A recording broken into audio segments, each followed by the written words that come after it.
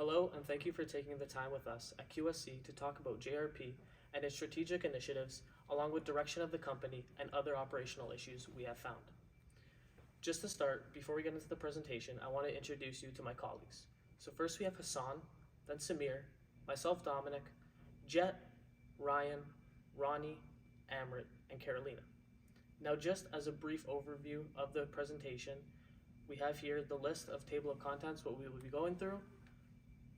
So we will start off with the pet retail industry and then get into our alternatives along with decisions, financial analysis, and conclude with some operational issues.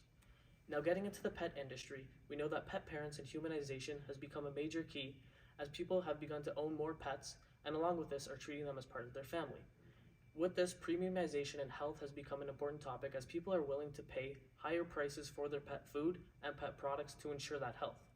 Now, competition within the industry has become highly fragmented as there are many pet stores and pet retailers both online and having physical in-store locations.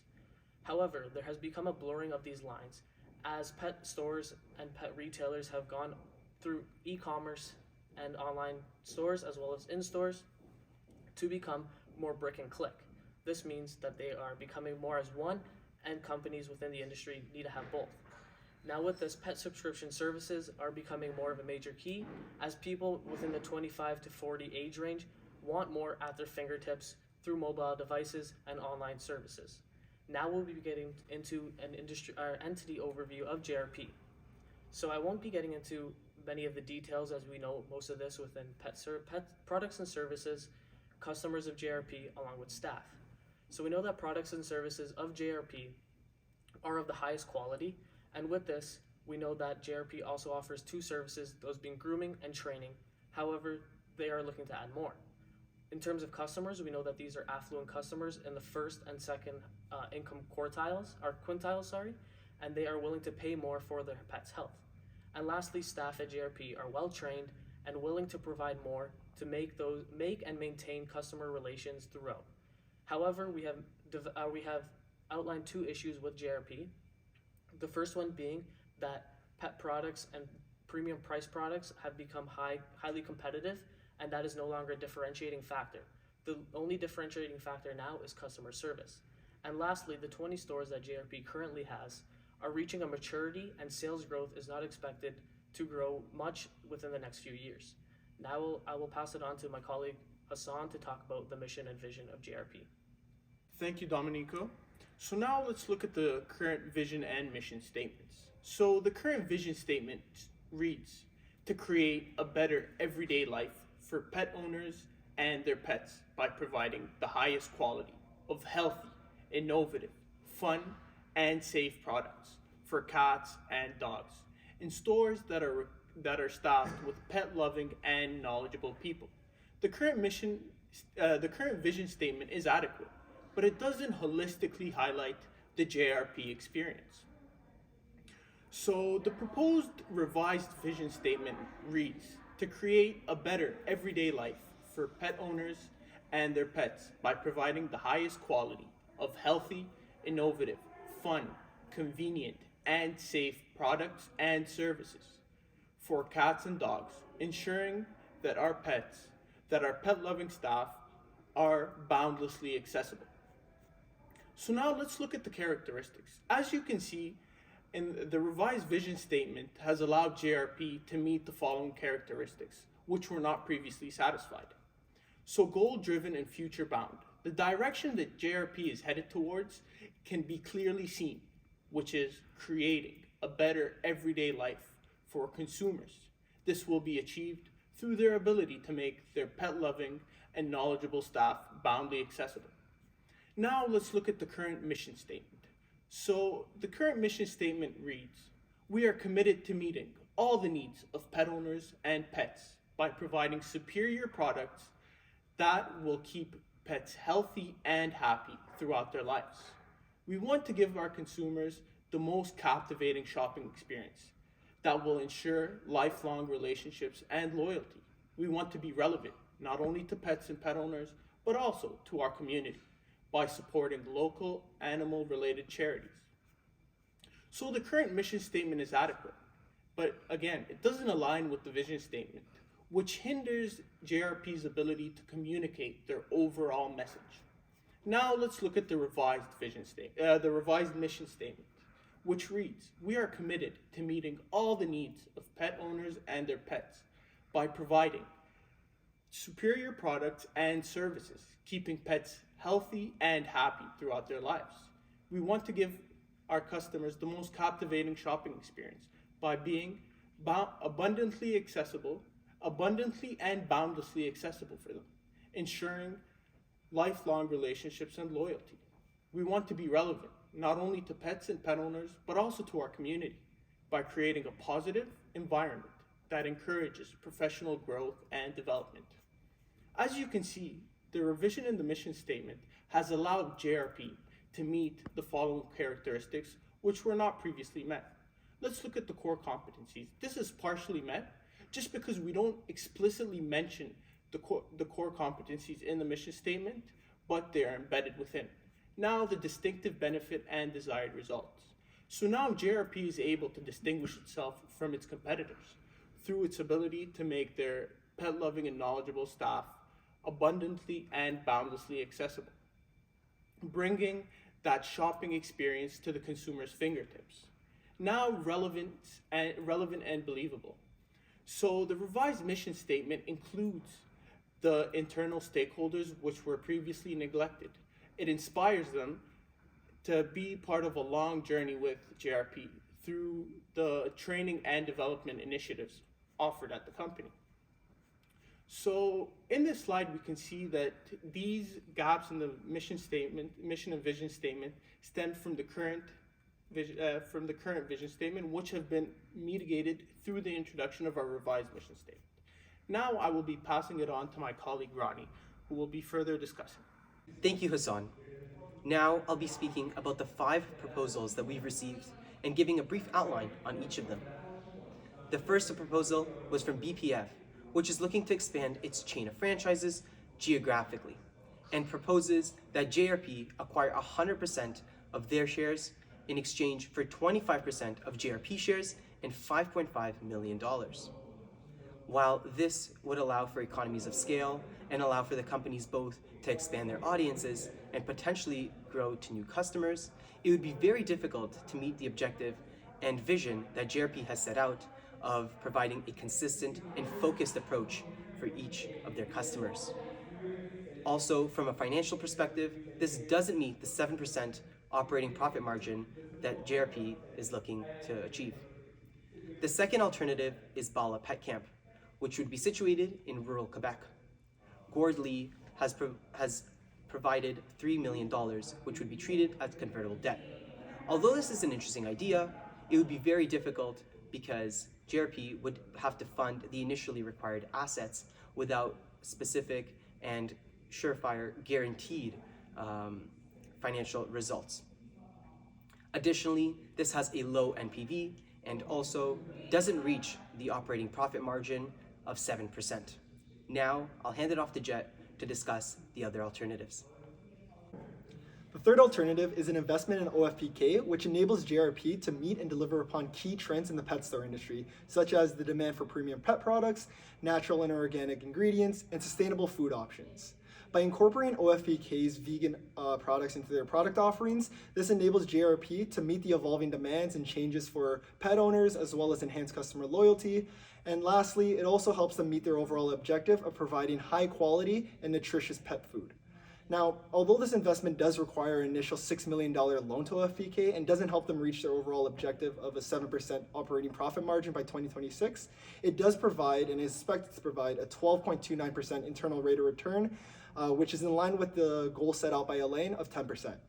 Now, the fourth alternative here is to renovate the JRP stores and offer pet services, specifically the 3 new treatment rooms, which is set out to be implemented throughout the 20 stores by 2024. Now, we conducted a payback period analysis, which shows that this alternative will help JRP recover its cash outflows within 2 years, which is in line with their objective of doing so in under 3 years. Furthermore, we conducted a contribution margin analysis, which shows that this treatment rooms would help them create a contribution margin of 52% compared to the 20% average created by pet supplies, showing that it's going to lead to increased long-term profitability. Now, although there are risks associated with this alternative, such as rising costs and higher volatility within the first year, this can be mitigated as the flexibility of having a short payback period enables JRP to revise their strategy and repurpose the treatment rooms in order to meet these changing demands of customers. Now I'd like to pass it off to Ronnie to talk about our final alternative, which is the implementation of our app. Thank you, Jet. Now, onto the fifth alternative. Peter Piper has graduated from McGill's PhD program and has specialized in e-commerce platform app design. He has completed his own market analysis that has been vet by our consultants. We want to now perform and provide a quick summary of the key details that you should look at. Looking at the values, it's evident that this alternative is extremely needed in the market.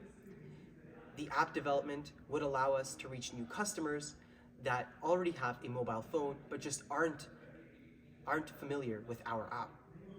Additionally, you can see that based on the market growth, that it's expected to grow by $784 billion by 2026.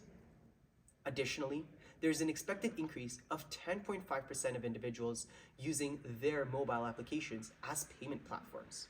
And finally, an additional 79% of individuals are now going to be using subscription-based services for food delivery since the COVID-19 pandemic. And now, passing it off to Hassan to talk about logistics.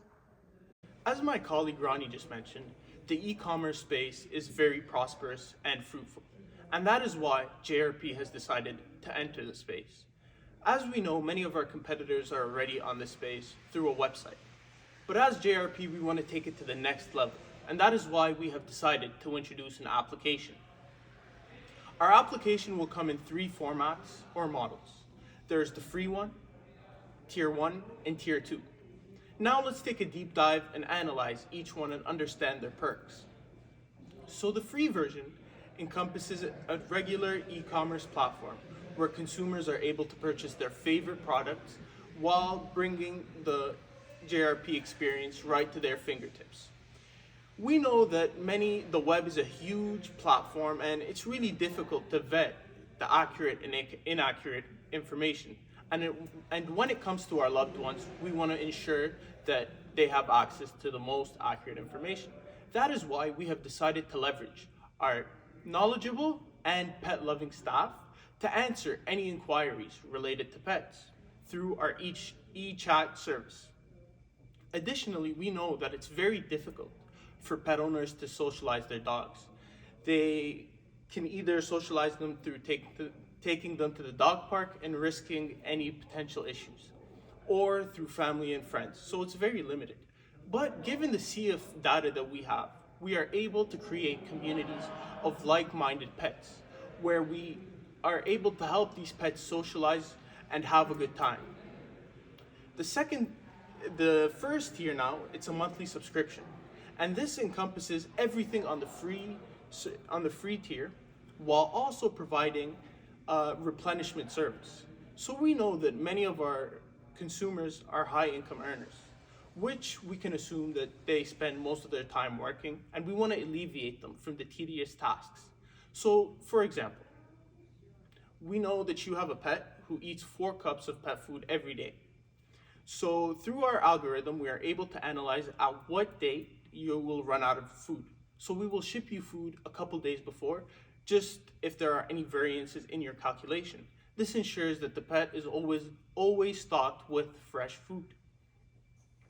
Tier 2 encompasses everything in the past 2 tiers mentioned, while also including a veterinary service.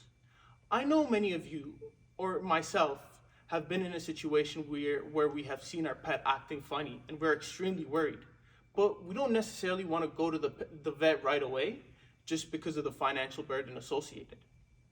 So we have introduced a veterinary consultation service where they can hop on the app, consult a vet, see if they need to apply home remedies or they need to go to a vet for more procedures. This ensures that you're always at the state of mind knowing that your pet is healthy and happy. And this closely aligns with our vision and mission by creating a better future for pets and pet owners. And now I would like to pass it on to my colleague, Jet.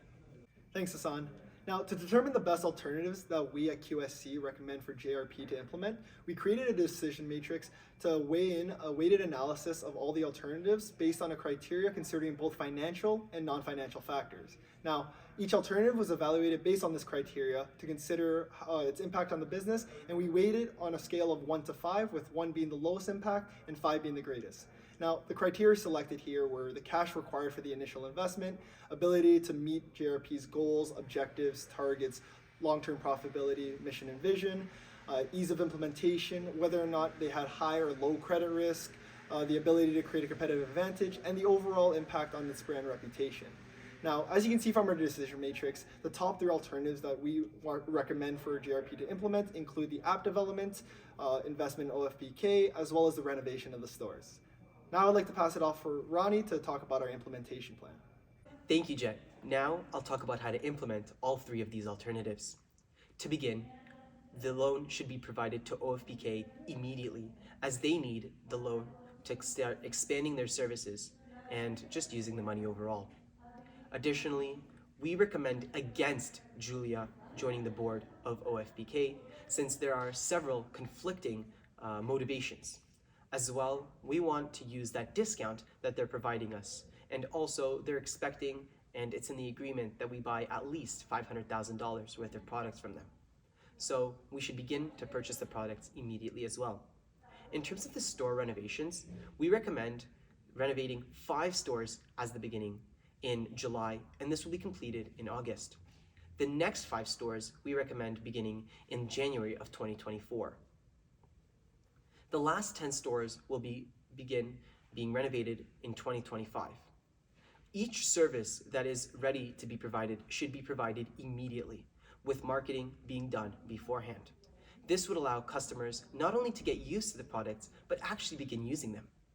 And finally, with app development, we begin to develop and market the app immediately in 2023. We plan for the app to be ready in early to mid of 2024, with marketing being done immediately. Just like the previous alternative, we want customers to be ready and excited to use the mobile application that we're providing for them. And finally, after an initial test period for the application, we want to make sure that we take some time and look at the issues that we've encountered, look at potential issues that we can encounter in the future, and mitigate these. As well, yearly maintenance projects should be done, and issues should continuously be fixed. Now, I'll pass it off to Jet for the next part. With these 3 alternatives, there's obviously going to be a lot of risk that we need to address. So first off, looking at the investment in OFPK, the major risk here is the reliance on Leaner's expertise and the lack of diverse perspectives on the board of directors. To mitigate this, we recommend that JRP implements a succession plan in case Lena doesn't want to be involved with the business anymore, as well as creating and implementing training for all the employees and holding holistic and cross-functional meetings between JRP and OFPK's management in order to pass on and integrate knowledge across both companies. The next alternative, being the renovation of the stores, poses the risk that JRP will lose a lack of customer base due to the decrease in pet supplies being offered. Now, to mitigate this, we recommend that JRP gradually reduces the amount of pet supplies being offered. That way, customers have ample time to adjust and shift their preferences towards pet services. And last but not least, with our app development, the major risk here is that JRP loses a lack of face-to-face interaction with its customers. However, this can be mitigated through proactive measures to integrate seamlessly the in-app and in-store experience, for example, through promotions, through influencer attendances, as well as workshops. That way customers are integrated with the app and want to come to the stores to have such a captivating and seamless integration, both virtually and physically. Thanks, Jet. Before we break down this data, it's important to preface that the data collected is a small sample of the total population, and although it helps us draw conclusions, it's not an exact indicator of the total population itself.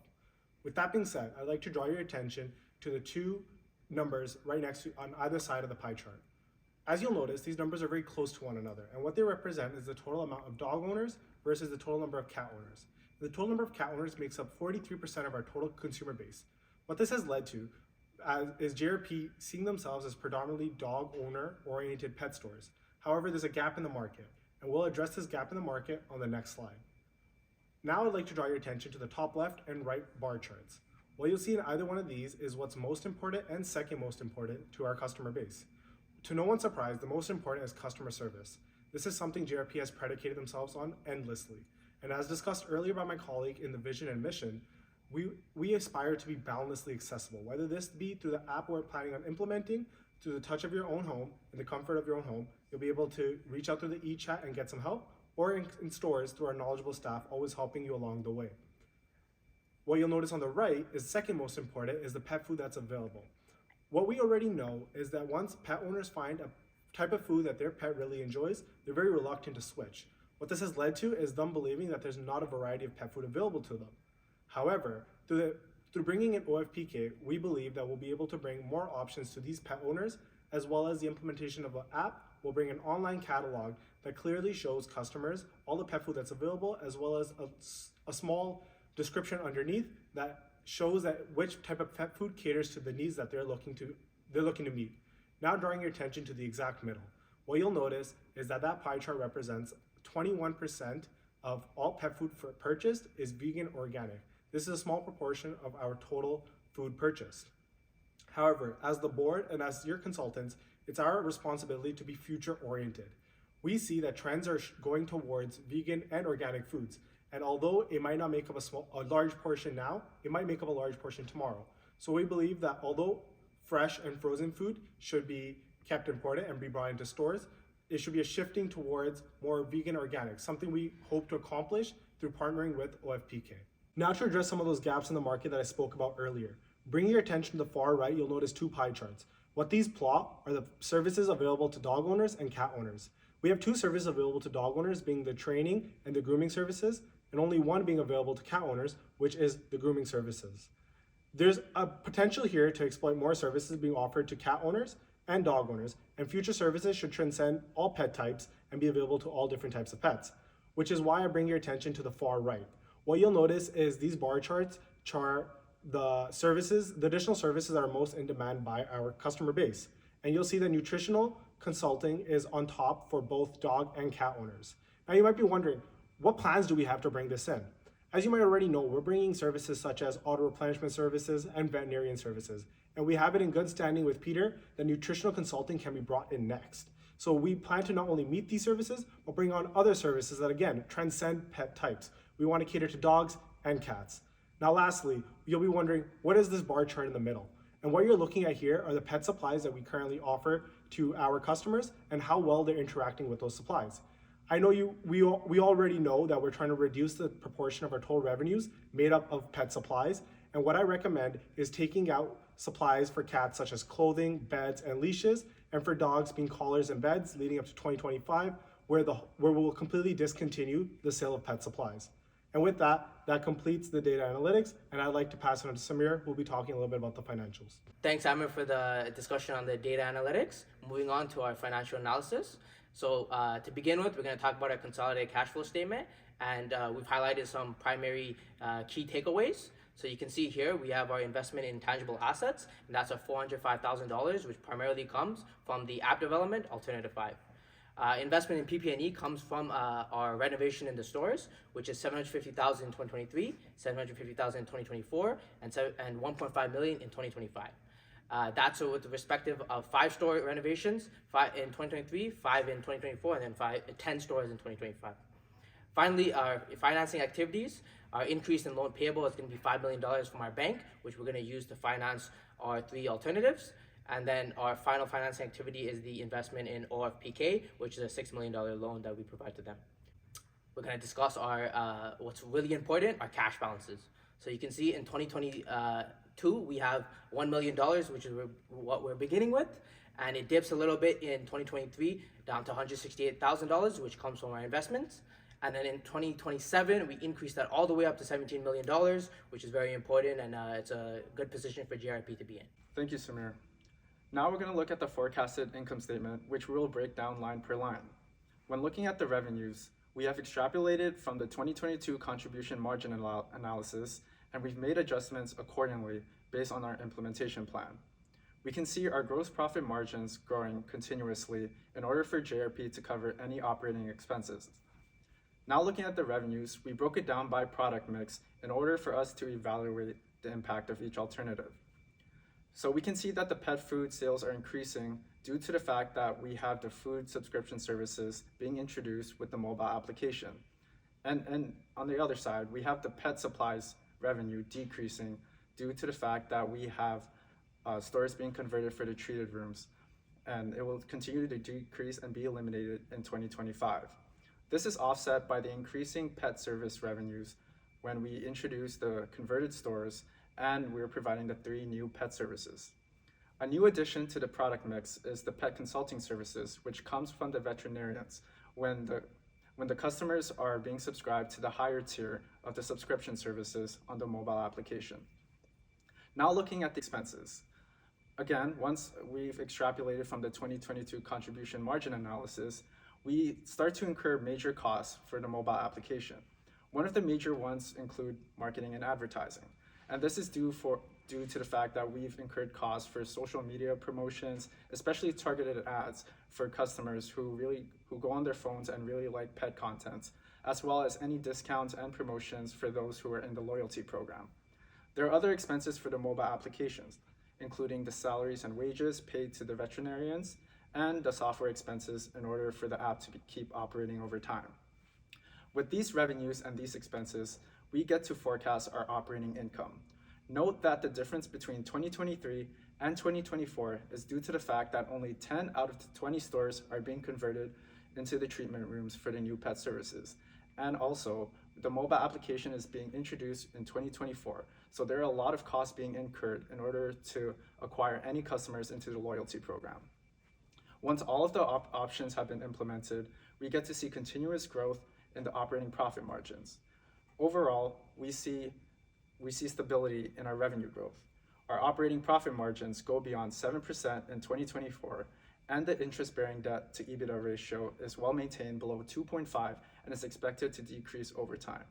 But that is, of course, the base case for our implementation plan. We've also conducted a sensitivity analysis in order for us to evaluate what would happen to these profit margins if revenue were to increase or decrease. Now let's first look at what happens when revenue increases by 10%. When we look at the operating profit margins and the debt covenant ratio, we see that it's even more favorable and goes beyond JRP's expectations and objectives. But what happens when revenue decreases by 10%? We can see in 2024 that the operating profit margins are low, but once again, as mentioned, this is due to the fact that only 10 out of the 20 stores are converted for the treatment rooms for the new pet services, as well as the mobile application being introduced, which then incurs a lot of expenses for customer acquisitions. But after in 2025 and beyond, we can see the operating profit margins going back up and remaining stable over time with continuous growth. Thanks, Ryan. Moving on, we've created a balanced scorecard to analyze JRP's strategic objectives, measures, and targets, and how the implementation of the proposed initiatives will achieve these strategic objectives. To begin with, there's the financial. So there's 2 financial objectives for JRP, and the first is to increase the operating profit margin to at least 7% by 2026. Through our financial models, which were discussed, we've conducted that as a result of implementing all 3 alternatives, this objective will be achieved in 2026 with an operating profit margin of 15.2%. The second financial objective is to decrease pet supplies revenues to less than 15% of total revenues by 2026. This is achieved by 2025, where we'll have 0% of revenues through implementing the store renovations, as it will completely eliminate the sale of pet supplies. Customer. There's 2 customer objectives for JRP. Customer-related objectives include introducing at least 2 additional products, types of pet services, and increasing the number of loyalty reward customers by 15% by 2026. Through the implementation of all 3 initiatives, we'll be introducing a total of 6 new services by 2026. These include 2 new services from store renovations and 3 new services for store renovations and 3 new services from the mobile application. The second customer objective is to increase loyalty members by 15% in 2026, and this will be achieved with us having 27% by 2026. Internal business. There's 3 objectives for internal business, which include maintaining strong relationships with manufacturers, retaining employees, and to provide premium goods and services. Strong relationship with suppliers. Conducting product development and testing for any products in the online replenishment boxes. JRP currently already offers product testing for their suppliers, and this will be enhanced through this initiative. Retaining employees and boosting morale. Hiring employees instead of contractors for store renovations promotes a core value of the business. Screening employees through certifications, past experiences, and testimonials also promotes this, and to determine if they best reflect the core values of the business, strengthen the culture within JRP's growing teams. Finally, premium products. Through our partnership with OFPK, JRP is going to reinforce this mission statement to provide customers with superior vegan and organic products. Finally, we have learning and growth. There's two objectives for learning and growth: ensuring employees are well trained and knowledgeable, and paying wages higher than market rates. Employees will be trained and they will be knowledgeable through the online forums, which act as an informal learning channel for employees. Having OFPK as a partner also provides JRP with an opportunity to work closely with one of their core suppliers. And finally, implementing the renovations of the 20 new stores will foster learning and growth through knowledge sharing, skill development, mentoring, and shared knowledge retention in an expanded team structure. Finally, the wages. JRP will be able to pay slightly higher than market wages for all employees providing these new services. Moving on, I'll pass it on to Carolina. Thanks, Samir. Last but not least, we'd like to go over some operational improvements we've identified in our report as follows. Firstly, we've gone over JRP's inventory management system, and while we can appreciate that their software very accurately and precisely is able to count inventory, we have recommended some physical access controls on the storefront side. These are based on our current understanding of what JRP is and isn't doing, and is also based on industry standards across the retail space. Our recommendations include storefront scanners, they include employee bag checks at the end of each shift, as well as bringing in stores, neighboring managers as part of regular stores inventory count at the end of the month. We've also been inclined to enhance the current expense authorization matrix, specifically in the training reimbursement expense section, after we've recognized a risk and likely misconduct with one of the store managers.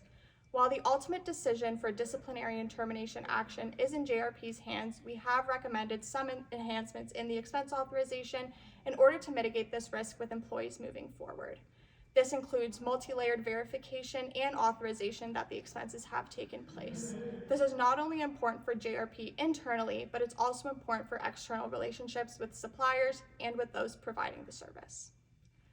We have also identified a related party transaction and would like to call special attention to this, as this becomes an area of interest in financial reporting because it's subject to manipulation sometimes.